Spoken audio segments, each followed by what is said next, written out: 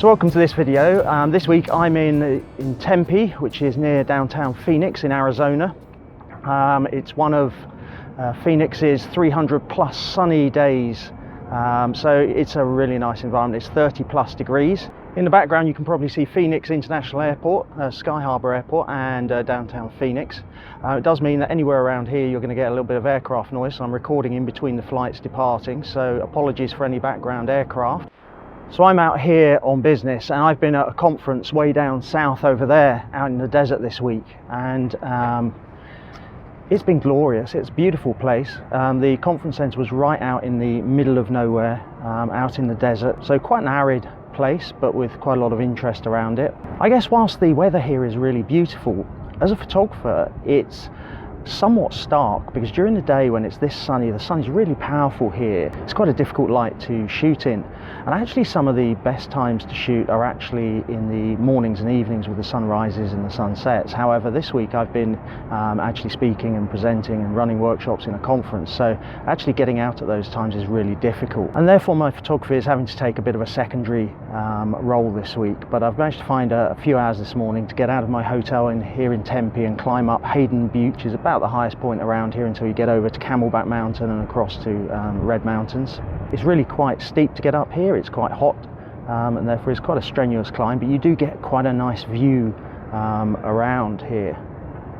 So this trip is probably quite realistic for a lot of our challenges as photographers. We can't choose necessarily the time that we get out. We can't choose how much time we've got necessarily, as much as we'd like. We can't choose the weather quite often, and therefore it can be quite tricky. As I said, I would love to have shot more of the sunsets and sunrises. I managed to just get out a couple of times and capture a couple of shots with my iPhone as I was going between different buildings, but I couldn't go out and spend a couple of hours finding a really good location, setting up, waiting for the golden hour and waiting for those beautiful colours in the sky. One good way of countering this that I found, and it was recommended to me by a really good photographer, is to focus your photographic activity and set yourself some projects.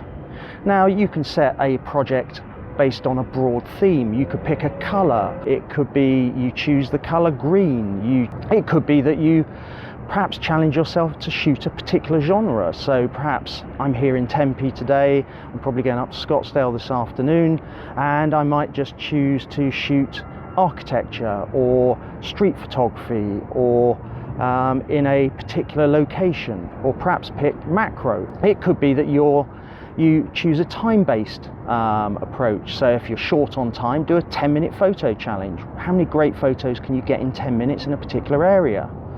When I was down at the hotel, I managed to get an hour one afternoon, and they had a guided walk out around the desert. It was 2.5 miles, it took an hour, and I just chose to shoot things that were on that walk and represented the desert.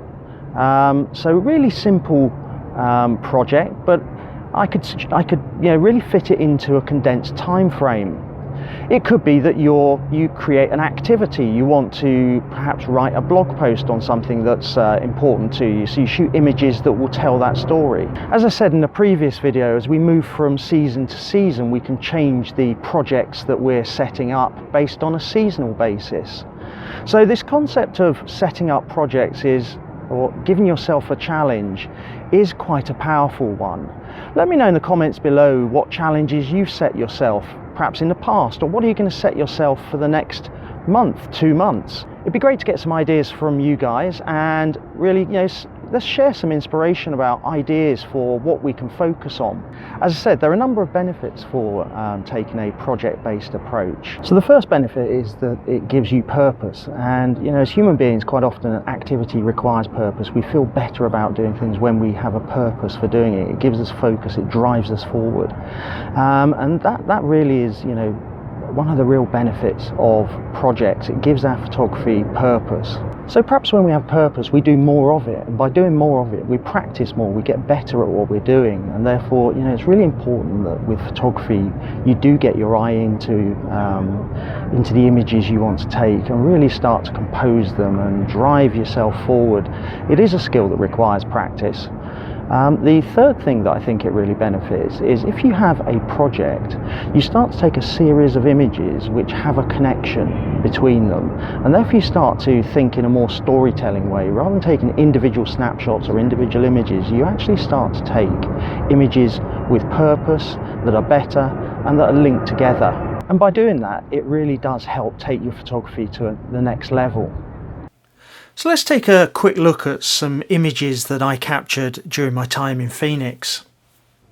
So this first image is of a cactus. It's very easy when we go to places like deserts to be overwhelmed by the enormity of it, the big open spaces, and perhaps think that it's quite arid and it's quite neutral in colours. But with this project, I challenged myself to not only look at the enormity of it, but also to look downwards at some of the more closer things around me. And this cactus was a much bigger cactus, and I've cropped into a smaller square crop on this. And it's really quite vibrant, and the colours of the desert, when you get down to that sort of macro level, are really quite vibrant in places. This was taken with my Z7 with the 24-70 f4 lens. This time I was connecting through Los Angeles, and I had quite a tight connection. I had to go through immigration in Los Angeles, and therefore I was trying to take carry-on only.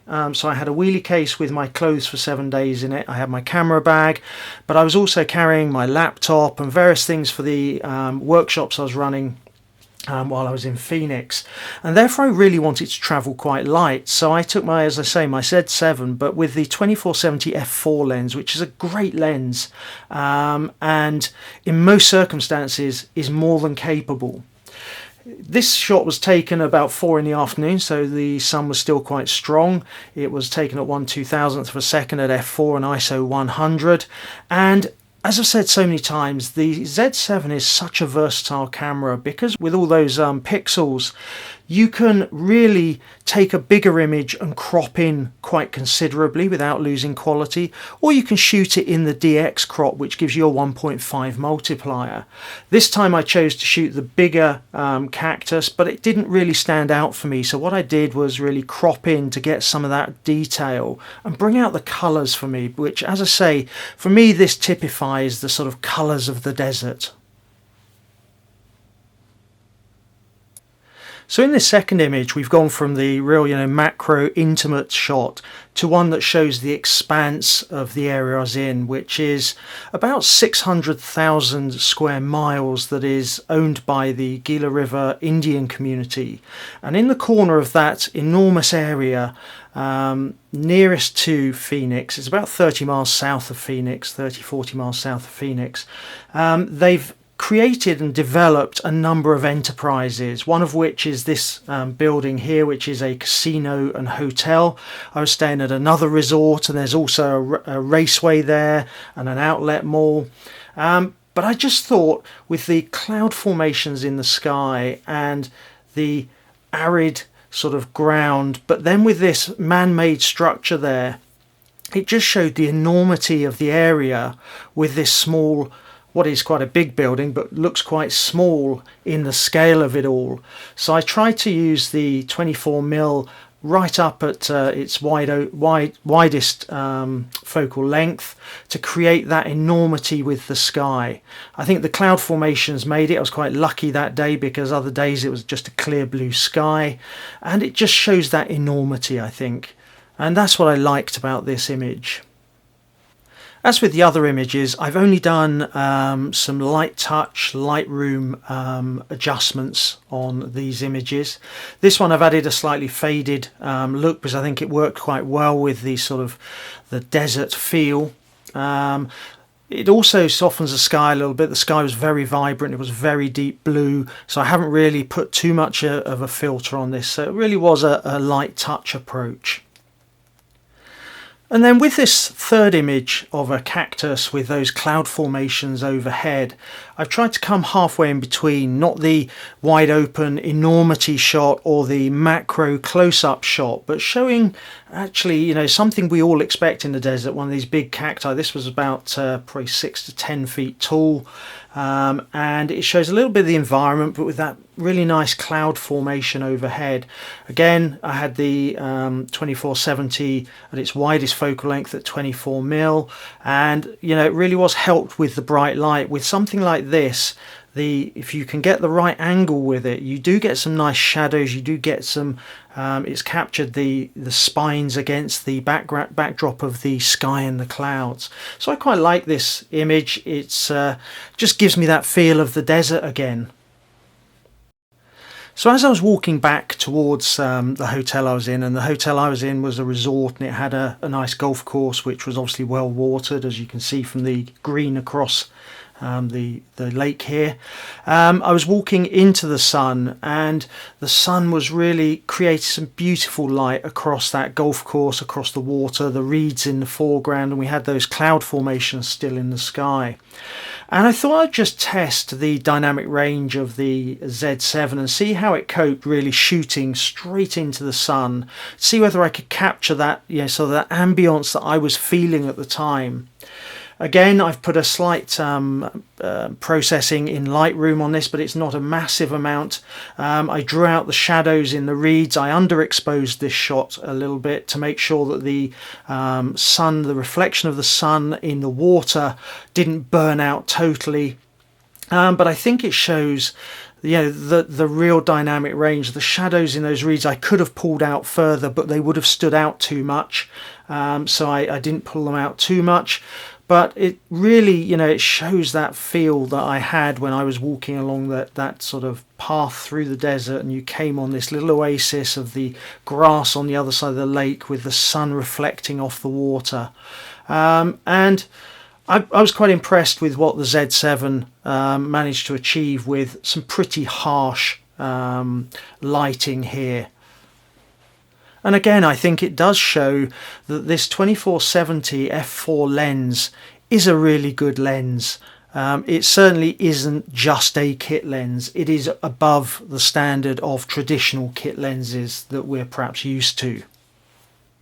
So one thing I've found is that so often when we go to these places that have quite harsh lighting, that where we go on holiday quite often because they've got really nice sunny weather, and where the sky can be clear blue sky, what I've found is that sometimes you can get a better image if you think black and white. This is the image that I showed you earlier in colour, but turned into black and white using Silver FX, the DxO add-ons for Lightroom and also for Photoshop. And if you pick the right black and white treatment, you can create some really dark skies, and the white gives you a really high contrast image. I'm in two minds about whether I prefer the colour version of this image or the black and white one. Perhaps let me know in the comments below which one you prefer. But I'll show you a couple of other images where I've given the black and white treatment to them to show you that effect. So this next image, I got a bit more arty with it. I used, again, Silver FX, and I think I used the Noir 1 preset as a starting point with a few adjustments to it. I left the border on there because I thought it was a bit different. But here I think because it took the scrubland around the base of the cactus almost out and took the detail out of it, it draws your eye up the cactus and then up to these really interesting cloud formations above. And therefore it just gives a very different feel to that colour image, and I thought the border kind of fitted with the ambience of the desert in this case. I'm not a great one for borders, but I thought this case it might just give a different look to the whole image. And this final image obviously wasn't in the desert, it was up in downtown Tempe, but you've got an really old grain mill there, but it's been redeveloped around it and you've got these glass buildings. And I put this image in because I think it shows what you can achieve by moving from a colour image where you had a clear blue sky and perhaps it looked quite flat, to moving to a high contrast black and white type image which really draws your eye into the architecture itself. It's a technique I've used on a number of different images, particularly architectural images, to quite good effect, and might be one that you might want to think about where you've got an image that's perhaps a little flat, and where black and white can really lift that image. I'll be the first to admit these aren't my best ever images I've shot, but it does demonstrate what you can do in a short window of time on a 2.5 mile walk, and with purpose you can really push yourself outside your comfort zone. So I hope you've enjoyed this video. If you did, hit subscribe, hit the notification bell below.